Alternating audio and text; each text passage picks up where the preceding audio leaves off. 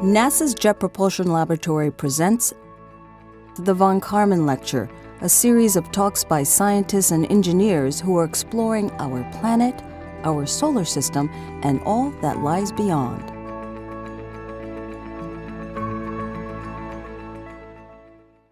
Good evening, folks, wherever you may be. I am Brian White from JPL's Office of Communications and Education, and welcome to the Von Karman series. The Von Karman Talks are a monthly opportunity to engage with you, the public. This is your space program. Now, as a reminder, as we're going through tonight, if we have any technical difficulties, we ask your patience as we get them sorted out. Tonight, we'll be exploring the outer moons, what they're doing out there, and what their orbits have to do with us here at home. As always, you are a big part of these discussions, and joining us as our questions co-host tonight is Lindsay McLaurin. Hi, Lindsay. Hello, Brian, and welcome, everybody. As a reminder, this is your space program, and we want you to be involved with tonight's discussion. So for wherever you're joining us, please use our chat feature to ask questions, and members from our amazing social media team will pass them along to us. If for some reason you don't see the chat feature, please refresh your page, and it should be there shortly. Let's get started, Brian. Thank you very much, Lindsay. I'm looking forward to hearing those audience questions here in a bit. Now, our speaker tonight is a radar scientist and an orbital dynamicist from NASA's Jet Propulsion Laboratory in Pasadena, California. Dr. Brozovic observed hundreds of near-Earth asteroids with the Goldstone and Arecibo planetary radars. She was involved in the discoveries of binary and triple asteroid systems, 14 moons of Jupiter, and several trans-Neptunian objects. A main belt asteroid, 7295 Brozovic, is named after her. Her research also involves tonight's subject, orbital dynamics of the moons of the outer planets, and she worked on NASA's New Horizons mission to the dwarf planet Pluto as a part of the Hazards team. She received her undergraduate degree in physics at the University of Zagreb in Croatia and her PhD in physics from Duke University. She spent several years at Caltech as a postdoc before joining JPL. Please welcome Dr. Marina Brozovic. Hi, Marina. Hi, Lindsay. Hi, Brian. Thank you for inviting me. It's really a pleasure to be here. Well, thank you for being here. And we're going to start with the basics. What is it that we consider satellites of the older system? How do we find them? Where do we find them? What is their origin? Well, the most basic definition of a satellite is just a small body orbiting a large body. And the small bodies that I want to talk about are actual natural satellites of planets. And we find these objects within planetary heliosphere. And planet's heliosphere is just basically a region of space where planet gravity dominates the sun gravity.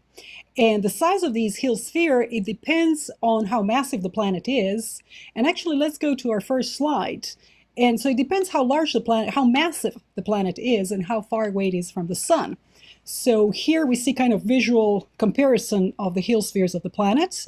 Jupiter, despite being the most massive planet, does not have the largest heliosphere. That goes to Neptune, which is still a fairly large planet, and it's very far away from the sun. And so it has this really large region of space where it could potentially have its satellites. And you see that the size of its heliosphere is almost 3/4 distance from Earth to the sun. So really, really large space. And going back to your question about origins, well, their orbits and the sizes of satellites, they kind of give us a hint. So let's go to perhaps next slide, where I'm just going to go over three basic groups of the planetary satellites. So we have the regular satellites, we have the inner satellites, and we have the outer moons, or sometimes called the irregular moons. And I'm going to start with basic. We are all familiar with the regular satellites. Those would be like the Galilean satellites of Jupiter. So these are kind of massive spherical bodies that are orbiting the planet in almost perfect circles, and they are along the equator of the planet, and they orbit in the same direction as the planet spins. And they formed with the planet itself from the circumplanetary nebula. And then inner to these regular satellites, we have the inner satellites, and we sometimes call them the collisional shards, because they probably used to be regular satellites that got ground down to smaller pieces, but they still have these nice circular orbits. And then when you see these weird orbits marked in red, these are the irregular satellites. They orbit from huge distances from the planet. Their orbits are anything but circular. They are, very elongated. They're not anymore aligned with the planet's equator. And they know to orbit the planet in the opposite direction that the planet is revolving around the sun, which kind of gives us a strong hint that these are not native to the system. These are actually captured objects. Presumably, they used to orbit the sun, and at some point they came too close to the planet, and it's just basically planet gravity caught it. And the dynamicists are still kind of debating exactly on which mechanism is the best to capture an object. And also there are a lot of puzzles about their kind of source region. We don't know whether these are captured asteroids from the main belt, or these are perhaps Kuiper belt objects, or there's something in between. And I really hope to kind of tell you a little bit more stories about the irregular satellites as we go through our kind of chat today. Yeah, well, as you talk about how there's still some uncertainty with how they get captured, have we found all of the planetary satellites in our solar system so far? Well, it's safe to say we definitely found all those big regular satellites, but we're probably missing some number of the inner satellites, and we're missing a lot of the outer satellites. So the current head count is we have 213 moons. These are acknowledged by the International Astronomical Union. And our job here at the Solar System Dynamics at JPL is to keep track of their orbits, so to calculate their orbits. So we're a little bit like, flight control for the solar system. And we depend on astronomers to observe them. And so let's take a look at the next slide. These are images from where we get our data. So to your left, you're seeing, this is example, these are inner moons of Neptune. And so what astronomers do, they have to kind of block this bright glare of the planet, and then they work really hard to dig out these really, tiny specks of light from the background. And they report to us measurements of their position with respect to central planets in time. And they have a little bit easier time with the outer satellites. You see here to your right, this is an outer moon of Jupiter. And you see this little bright glint as it's darting off across the stellar background. And in this case, they don't have to deal with the bright glare of the planet. They just kind of measure its position in time with respect to the stars. And now we have kind of, beginning of, we have all the data, all the ingredients that we can start doing our orbit fit. You started to hint at your group and the people you work with. So let's talk a little bit about you and the Solar System Dynamics group. How do you calculate these orbits? Yeah, so basically it's just physics. So I try to, let's go to the next slide, because this is where I kind of try to visualize our orbit fitting, what orbit fit really is. So basically you start with a dynamical model. So this would be an equation of motion that takes into account all the forces that are acting on the satellite. So this blue circle that you're seeing here, this is your dynamical model. And then what we also have are, look at these little balloons. These are our free parameters. And objective of the orbit fit is to adjust these free parameters so that your starting position and velocity of a satellite, that this blue dynamical model can correctly propagate it in time so that you can reproduce your measurements. And, we go through iterations, and we have these algorithms that are minimizing the difference between our orbits and the measurements at hand by adjusting these parameters. And you'll notice that some of the balloons are larger than the others because some of these parameters end up being more important than the others. And so when all this is done, I'll show you how, on the next slide, please. This is kind of how we evaluate the quality of our orbit fit. We are looking at the differences between our simulated data and the real data. And this is something we call residuals. And as an orbit fitter, we love our plots with residuals. There's no better way to show this. And I know when I give my technical talks, if I show more than 3 of these, I know I can put half of my audience to sleep. So I'm not going to do that. But I just want to mention that, the orbit fitting is important because you need to know orbits in order to tell a story and to understand the system. You mentioned to me before we did this tonight that you've got some great animations of planetary systems. They're showing the real position of these satellites in time. Which one do you want to start with tonight? Yeah, so what you're going to be seeing, I made some visualization, and these are real orbits. So you could be pointing your telescope or flying a mission based on orbits that you're going to see. We have to start with the system of Jupiter. So let's go to the next slide. And so here's Jupiter, and it really has 80 natural satellites. And what you're seeing here first, you have 4 Galilean satellites: Io, Europa, Ganymede, and Callisto. And then inner to these, you have these 4 inner satellites. And they're also connected with the system of faint rings that Jupiter has. They're strange objects. Some of them kind of resemble asteroids. And there are even some theories that they could be captured, but it's very difficult to explain how something captured could end up in this well-behaved circular orbit along the planet's equator. And what you're going to soon see, you're going to see where Juno spacecraft is right here. It's currently exploring the system of Jupiter. And then here, far beyond orbit of Callisto, this is where party starts. This is the realm of the outer moons of Jupiter. And there are 72 of them that we know of.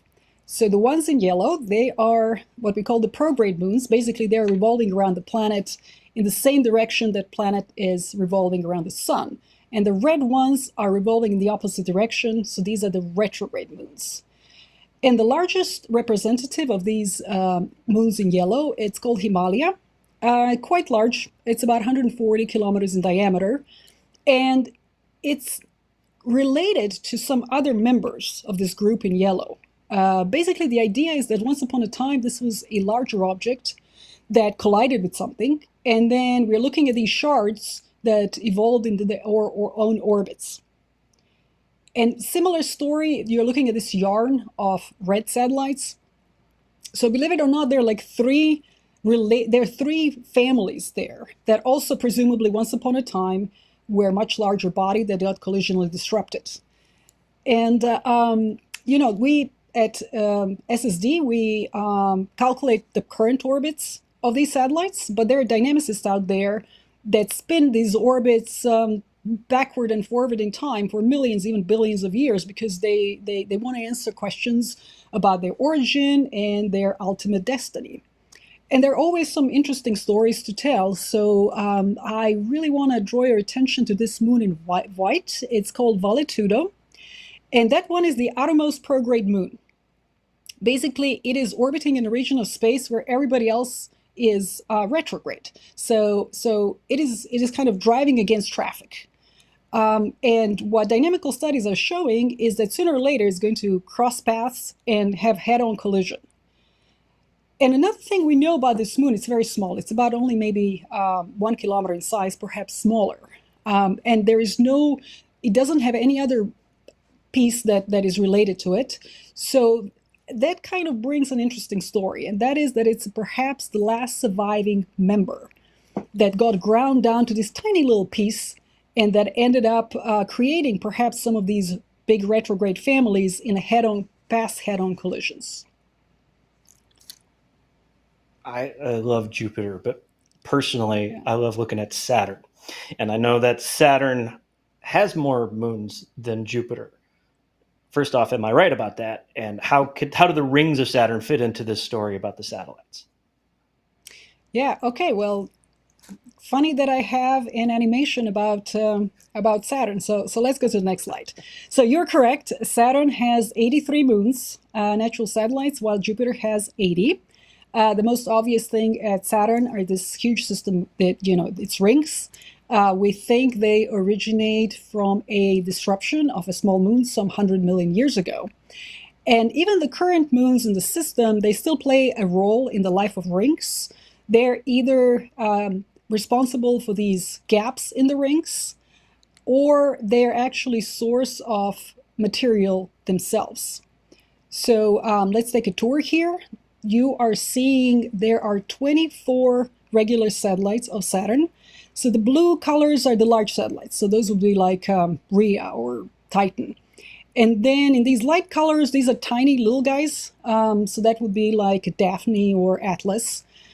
And moon that is actually really interesting here is Enceladus. You probably know about Enceladus. It's spewing these icy particles, and it's a source of this very faint ring, which is stretching from the orbit of Mimas all the way to the orbit of Titan. So that is, the moons are really kind of interconnected and interleaved with a system of rings. And you're going to see, this is where Cassini used to orbit the system toward the end of its mission. And again, we are entering the realm of the outer satellites. The yellow ones, those are the prograde satellites, and this crowd of red ones are the retrogrades. Similar to Jupiter, we have several dynamical families. So again, presumably something much larger got collided, and the shards evolved into their own orbits. And we have another traffic offender. There is another little moon, this time with a poetic name, 2004 S24. So this one is the outermost prograde moon. It, again, probably, dynamically it could collide with some of the retrograde moons, and perhaps, it formed some of these retrograde families. And in fact, actually, when you mentioned how Saturn overtook the number of satellites from Jupiter, that happened in 2019, when there were 20 new satellites of Saturn announced. And basically, surveys are currently discovering at Jupiter satellites that are, say, about 500 meters, so really small. And on Saturn, they're seeing things about a few kilometers, because Saturn is, farther away, so it's more difficult to see small pieces. But definitely we are missing a lot of these. So we probably have still hundreds of objects to discover, which is a very good news for me as an orbit fitter. That is a job security. So I am not complaining for more moons. Well, those big old gas giants, obviously they've got diverse ecosystems, they've got moons, they've got rings. But if you go a little further out, we've got our ice giants out there. Now, you brought up the poetic name. I am partial to Uranus's moons, which are named after the works of William Shakespeare and William Pope. Alexander Pope, not William Pope, William Shakespeare, Alexander Pope. The inner moons that are close to this planet, do they have the similar outline? Are there outer satellites in some strange orbits? Well, yes and no. So you have the same kind of general outline. You have the inner moons, the regular moons, and you have the outer moons, but both Uranus and Neptune are weird, they're peculiar little systems, or big systems. So let's start with Uranus on the next slide, please. And we'll be moving from outside inwards. So you're seeing the realm of the outer satellites. We know only 9 of them at the moment. Margaret is the only prograde one. These are orbiting at huge distances from the planet. We're coming in. These are 5 regular satellites of Uranus. But then the story really gets interesting as when we start talking about these inner moons. There are 13 of them. They're small, but extremely densely packed orbits. So imagine having 13 moons that would fit within 1/4 of the Earth-Moon distance.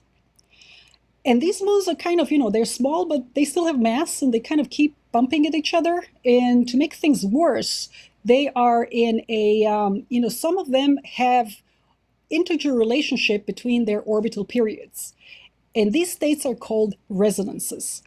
And so what that, for example, there are 2 moons, there is Cressida and Bianca. They're in a 16 to 15 orbit-orbit resonance. What this means is that the inner moon, Cressida, goes around 16 times, the outer one, Bianca, goes around 15 times, and they catch up. And because, this happens periodically and regularly, so sooner or later their orbits start changing enough that they start colliding. These moons start colliding. And when dynamicists run studies, and I told you they like to run these long studies for millions of years, they see that this system is kind of recyclable.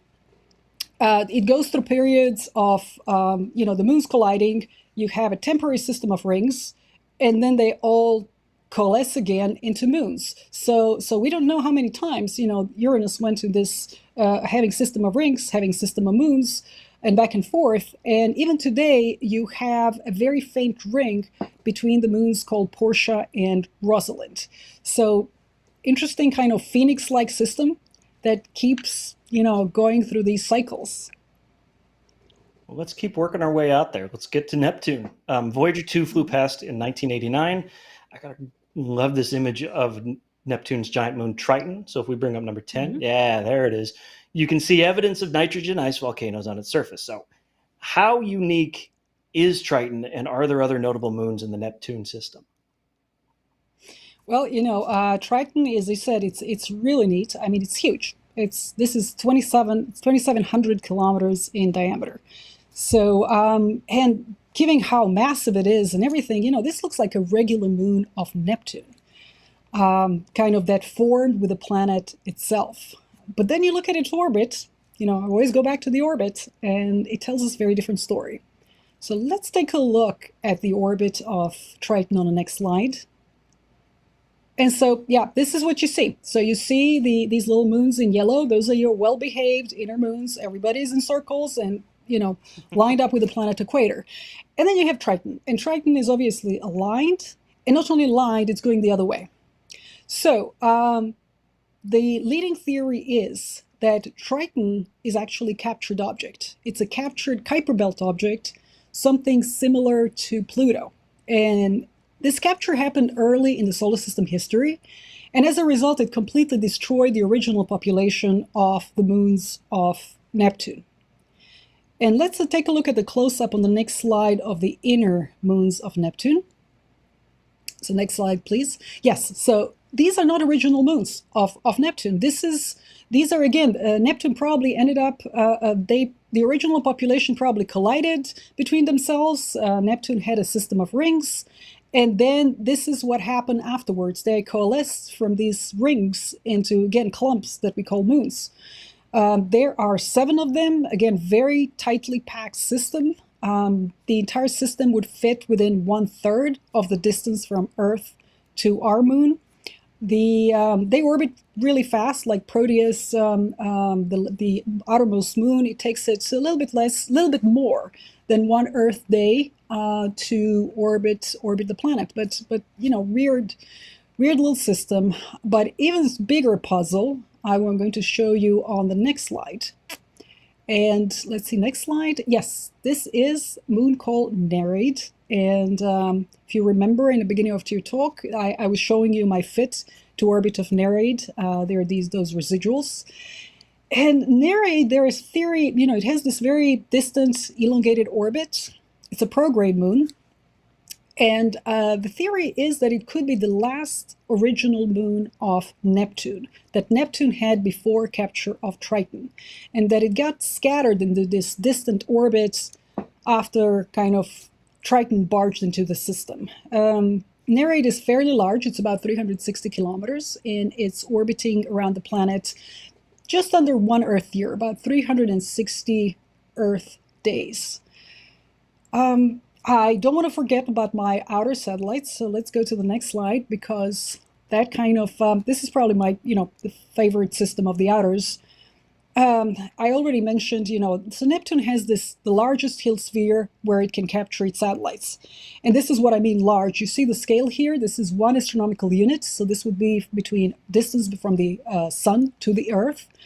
There are only 5 of them that we know of. There are definitely more out there, but they're very hard to find, because they're very faint. They're not that large, and surveys, really have to dig deep to find them.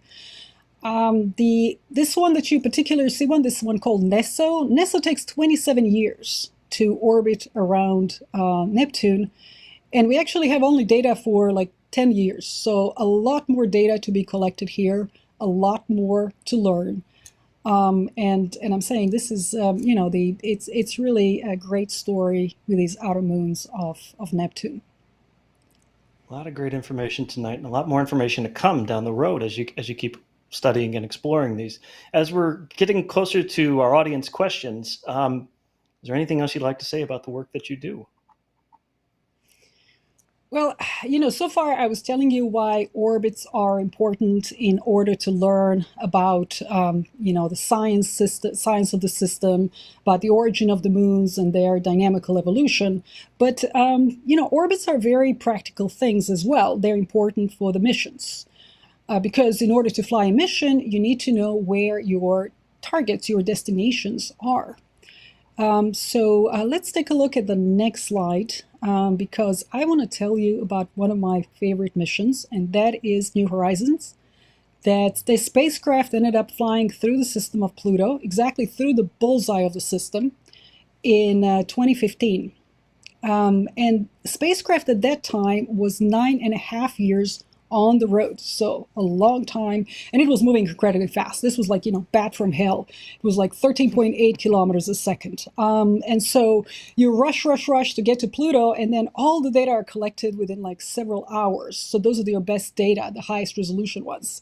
And you need to know where everybody is in order to correctly point your camera. And you also, you want to know that you're not going to collide with something as you're going through. So every mission has a similar story like that. It's incredible feat of engineering. It takes hundreds of people and many years to complete. But ultimately, they all start with the same thing. They need to know where their destinations are. And in a solar system dynamics group, we are the map makers. So we like to think that we are very important for the missions. I always like kind of to say that the starting story of every mission begins with the same sentence. So kind of something like, in the beginning, there was a map. So. In the beginning, there was a map. I love that. Lindsay, the chats have been busy. What questions do they have about map making in these orbits out there? What's going on with our audience? Absolutely, Marina. I have to say, I am not the only one who's been over the moon about your talk. So Shavash on LinkedIn asked, is there a probability of Earth catching a natural satellite, and perhaps would it orbit in an irregular manner? Oh, yes, we have mini-moons. So Earth has mini-moons, and just recently one such object was captured. So Earth knows to capture these tiny little asteroids. The last one, and I don't remember exactly, it was very recent. It was 2020 something. But these moons spend about several months to a year orbiting in a very, very regular orbits, and then they take off. And they start orbiting the sun again. Those could be great targets for space missions because it's easy to get to them, and perhaps you could perhaps something like that we are going to see sometimes in the future.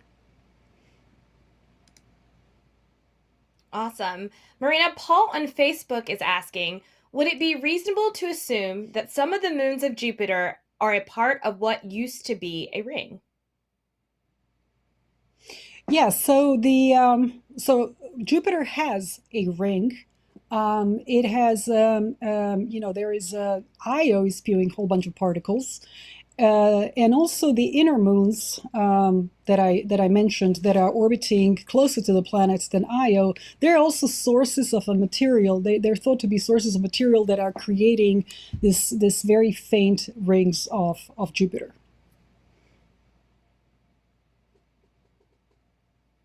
Great. Fidelo on YouTube asked, if you, Marina, could pick any target for a probe mission, what would it be?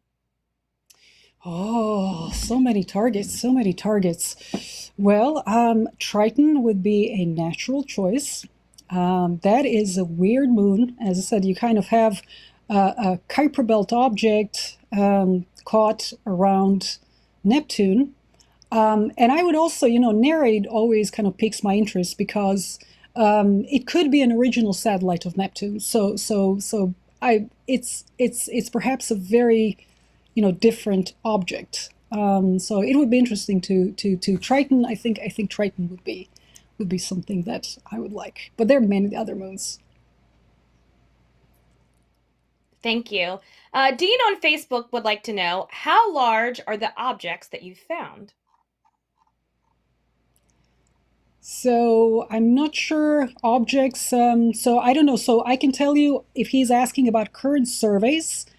Around Jupiter, I mentioned that the outer moons of Jupiter that are currently being found, they're about 500 meters in size, so quite small. And Saturn, outer moons of Saturn, they are slightly larger because, as I said, you can't go as deep. Saturn is further away. So surveys have been finding objects that are about a few kilometers in size, and we are estimating there should be probably hundreds of such objects. Thank you. Zapfan on YouTube asks, are any captured interstellar objects among these retrograde moons? Oh, that's a good one. So I am not. I think there could be some studies out there that are wondering about that question. I think there was a moon of Jupiter that they were maybe speculating, but I'm not going to guess because, as I said, it's in the literature. People are very interested. So far we had 2 interstellar objects visiting our solar system. They move at such incredible speed and they come in and out so fast. It would be really not easy to capture such thing, even in heliocentric orbit, let alone it would have to be perfect storm that a planet ends up catching it. But I think it's. I'm going to check out after this talk. Basically, if there are some papers out there, I think that somebody was already looking into that. But on top of my head, I can't. I don't know. Thanks, Marina. And Jimmy on Facebook asks, is there a minimum size requirement to be considered a moon?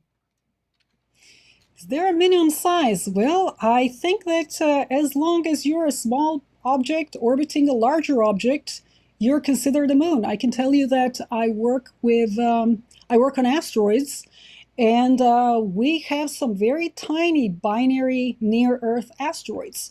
So I think that the smallest moon that we observed with radar is only maybe 10, 20 meters. So it can be really tiny. So you have presumably near-Earth asteroids. They come in all sizes. And the smallest binary, yeah, perhaps the primary is maybe a few tens of meters, and then you have a satellite that's maybe 10 meters. So it's just a kind of it's very loose definition. Jonathan on LinkedIn asks, what kind of mapping software do you use? Yeah, this is custom in-house software that we built. So this is kind of JPL software that's been developed for many decades and tested on many moons and many missions. All right, Lindsay, I think we've got time for one last question. Oh, yeah, one last question. Okay. Sounds good. Thank you, Brian. And Cliff on Facebook asks, does our moon have any mini moons? Oh, does our moon have any mini moons? So not that I know of. That's a good one because it's kind of one of these kind of neat question. Can a moon have a moon? And dynamically it can. The answer is yes. But it is probably not long lived because kind of everybody's tugging on it. You have a planet that's tugging on it, and so it's dynamically it's possible, but not for a very long time. Good one. Well, good one. That was a great one to end on. I'm happy we got to so many questions tonight. That was wonderful. But that is all the time that we have for tonight. Go ahead and join us next month for our special Earth Day talk. I'd like to thank our speaker, Dr. Marina Brozovic, for taking the time to share her expertise with us this evening. It was wonderful talk and such great animations. I just loved all of it. Thank you to Lindsay and everyone behind the scenes who make these talks possible. And finally, a big thank you to all of you who join us each and every month. Stay safe, stay kind, stay curious, and we'll see you in April.